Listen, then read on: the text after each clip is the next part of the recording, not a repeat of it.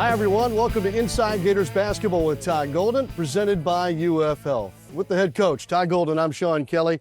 Welcome in, everybody. We're now fully into the SEC conference schedule, and the 10-5 Gators find themselves at 1-1 in conference play after the home win against 18th-ranked Georgia earlier this week. Coach, congratulations on the big win. It's great to have you here for the first time as we get into conference play. And I do want to start by asking you your big takeaways from the first two conference games, the loss at Missouri and here the win against Georgia. Yeah, well, obviously, starting with Missouri, disappointing, to start conference play 0-1 and to go on the road. And credit Missouri. I thought they played a really good game. They were able to get Stone back in the lineup, able to get Pierce back in the lineup, and that was a much different team that we had seen in December from them, and they played a really nice game. Getting down to the last 4 minutes, having a chance, to extend a lead and then to not find a way to win that game was very disappointing. Really proud of the way our guys responded a couple days ago against Georgia, though. No doubt. And a tight game in the first half. This is a Georgia team now that's playing much differently than they have in the last couple of years. High-powered offense, up-tempo in a lot of ways, and a one-point affair at halftime. Coach, what was the style that you had to get used to in the first half? And then seemingly what was the style that the Gators dictated in the second half? Well, we knew we were going to see a confident Georgia team. They played very well all year, had just come off a huge win at home against Auburn in overtime, and they played with a lot of confidence in the first half. I thought their guards did a really good job of beating us one-on-one, getting in the paint, rim finishing. Their bigs did a good job cleaning up some of their misses.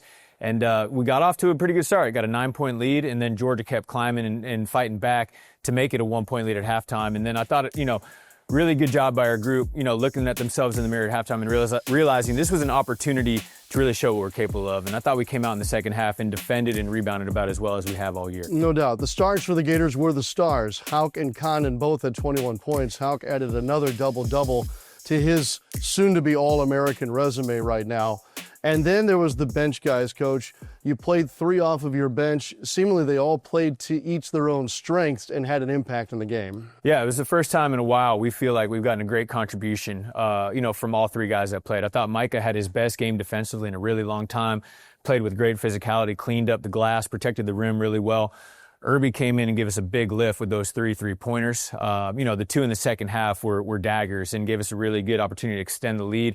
And I thought Isaiah Brown gave us the best minutes he has given us in a long time, just relentlessly attacking the rim. I think he had 6 rebounds as well in 11 minutes, and all 3 of those guys did a really good job of elevating our play when they went in the game. It's probably a good time for me to ask you about identity. You're halfway through the overall schedule, and you're coming off of a win in which you were very proud about how the Gators played.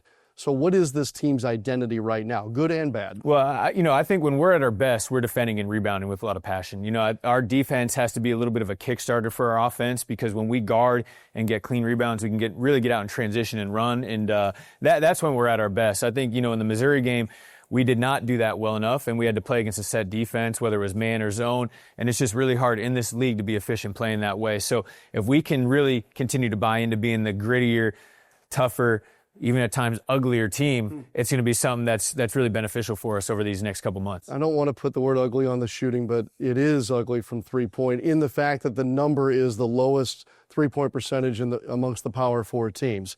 Yet the Gators have 10 wins. Yet the 5 losses are a combined 17 points. So there are ways to offset that, right?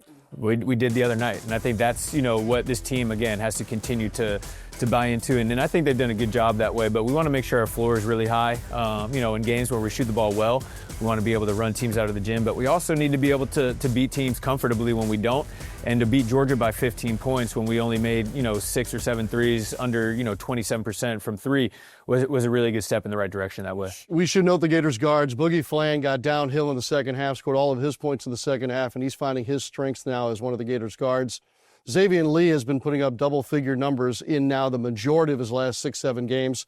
He was also very good defensively against a very good Georgia guard the other night. Coach, let's get to up next year. This brutal stretch to start the Southeastern Conference schedule only continues with a Tennessee team coming in for Saturday afternoon and then 2 road games next week at Oklahoma and against Vanderbilt, who is the highest-ranked team in the league, currently in winners again this week against Alabama. Your thoughts on what's coming up next year for the Gators? You know, the way we look at it, we have a great opportunity of coming here this weekend at home, hosting Tennessee in what has a chance to be the best game of the weekend. You know, they had a great win against Texas earlier in the week, and similar to us, they suffered a tough loss on the road to become conference play at Arkansas. You know, I think on Saturday you're going to see two teams that are similarly built, very physical, teams that really protect the rim and want to dominate the paint on the offensive end. You know, Jacoby Gillespie, their point guard's really good. We saw him last year in a Maryland jersey in, you know, the Sweet 16 matchup against Maryland. And he's done a good job kind of running point for them. But we got to, again, we talked about it. We got to defend. We got to do a really good job limiting their second chance opportunities on our home floor. We got to control the glass. And an area where we also have done a better job is taking care of the ball. We had some silly backcourt turnovers against Georgia, but overall, we did a really good job making sure that we got the shots we wanted. And Gators are the #1 rebounding team in the country and in rebounding margin too. Oh, by the way, Tennessee is right there in the top 3 as well. The game on Saturday could be played amongst the missed shots between the Volunteers and the Gators. Coach, thanks for your time. Good luck this weekend. Thanks a lot, Sean. Head coach Todd Golden here with us. Our show presented by UF Health. I'm Sean Kelley. We'll see you next time, and as always, go Gators.